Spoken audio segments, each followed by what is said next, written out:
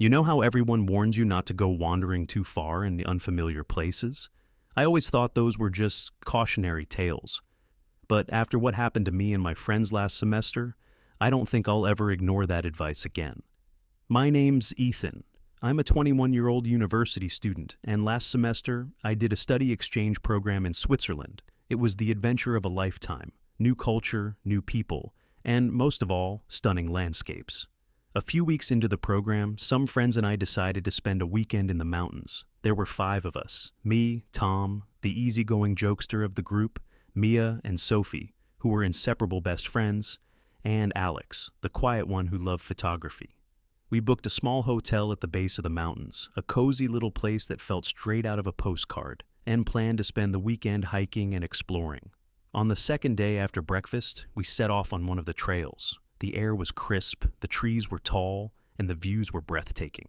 At some point, we decided to veer off the marked path, convinced we'd find something cooler that way.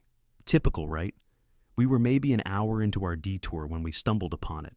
An old, abandoned house. It looked like it hadn't been lived in for decades. The wood was gray and rotting, and the windows were shattered. Alex, of course, pulled out his camera, fascinated. "What do you think? Haunted?" Tom joked, stepping closer. "More like falling apart," Sophie said, clearly unimpressed. We peeked inside, but there wasn't much to see. The place was empty except for some broken furniture and a thick layer of dust. It was creepy, sure, but not in an exciting way, just sad and forgotten.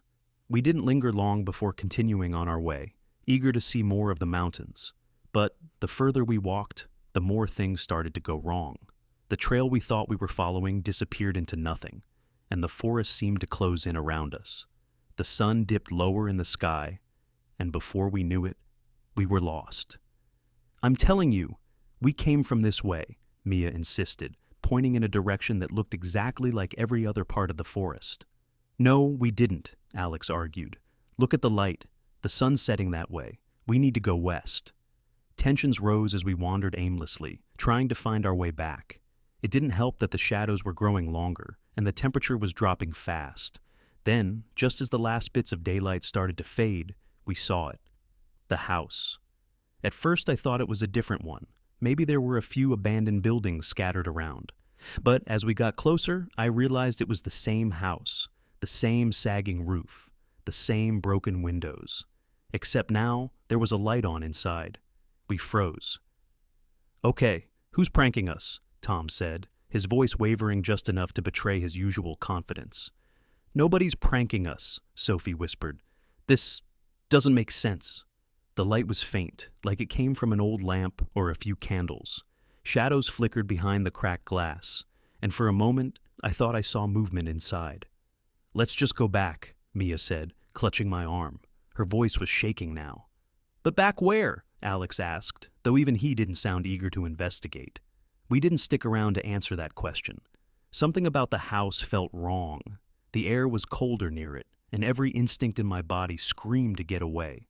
We picked a direction and started walking fast, not caring if it was the right way anymore, just away from that house. After what felt like hours of stumbling through the dark, the trees finally began to thin. We saw the lights of the hotel in the distance, and I don't think I've ever been so relieved in my life. When we got inside, we didn't talk about what we'd seen. Nobody wanted to be the first to say it out loud, to try and explain what couldn't be explained. We sat in the lobby for a while, catching our breath and convincing ourselves that it was just some weird coincidence. But later that night, Alex pulled me aside. He showed me one of the photos he'd taken earlier that day, of the house, when we first found it. "Look," he said, pointing at the window. There was no light in the picture, but there was a shadow, a small, faint silhouette, like someone standing just behind the glass. I didn't sleep much after that, and the next morning, we left as soon as the sun came up. None of us ever went back to that part of the mountains, and even now, I can't explain what we saw. Maybe it was just our imaginations, heightened by fear and the unfamiliarity of the place. Or maybe, some places aren't meant to be found. You know how people always say to trust your instincts? I never really took that seriously until my exchange semester. It was supposed to be one of the best experiences of my life, and for the most part, it was. But then, there was him. I'm Anna, a 20-year-old university student from the US. Last semester, I was lucky enough to spend 6 months in a small European city. It was the kind of place you see in travel magazines: cobblestone streets, colorful buildings, and a bustling city center. I shared a dorm room with another exchange student, a girl named Rachel, and we quickly became friends with a group of other students. One night, about a month into the semester, a few of us decided to go out and explore the city center. It was alive with people: street performers, cafes spilling out onto the sidewalks, and couples strolling hand in hand.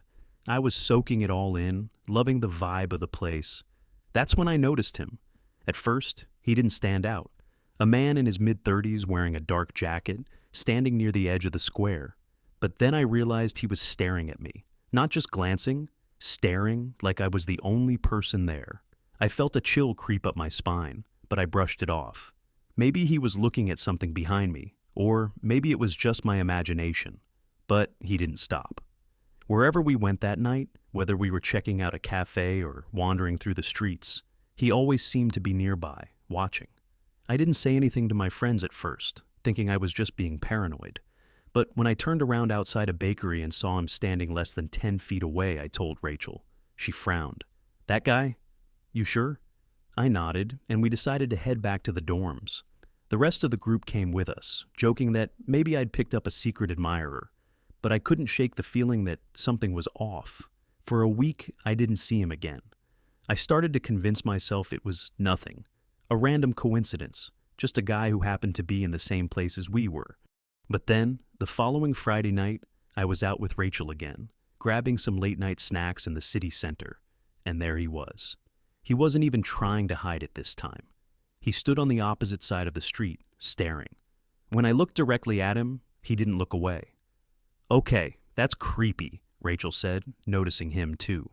We quickly left, walking fast and sticking to well-lit streets. I kept glancing over my shoulder, but he didn't seem to be following us. Even so, I barely slept that night. A few days later, I saw him on campus. It was late afternoon, and I was leaving the library when I spotted him across the courtyard. My stomach dropped. He didn't belong there. I was sure of it. He wasn't a student, and he definitely wasn't faculty. He stood out, just standing there, staring like always. This time, I told campus security. They promised to keep an eye out and suggested I avoid walking alone, especially at night. I started texting Rachel or another friend whenever I was coming or going, and I stayed as alert as I could. But then, 2 nights ago, it got worse. I was in my dorm room, studying, when I heard a noise outside the window.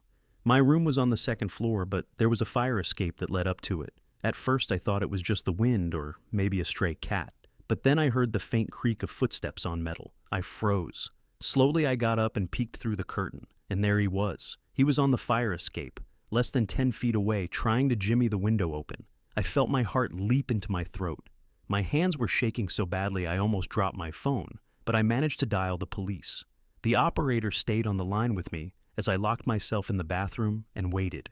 Those minutes felt like hours, but finally, I heard the sound of sirens. When I came out, he was gone. The police found him a few blocks away. It turns out he was a psychiatric patient who'd gone off his meds. He'd been staying at a nearby hospital, but had recently left against medical advice. They told me he hadn't hurt anyone before, but they couldn't say what he might have done if he'd gotten into my room. I don't know what he wanted from me, why he fixated on me out of everyone in the city.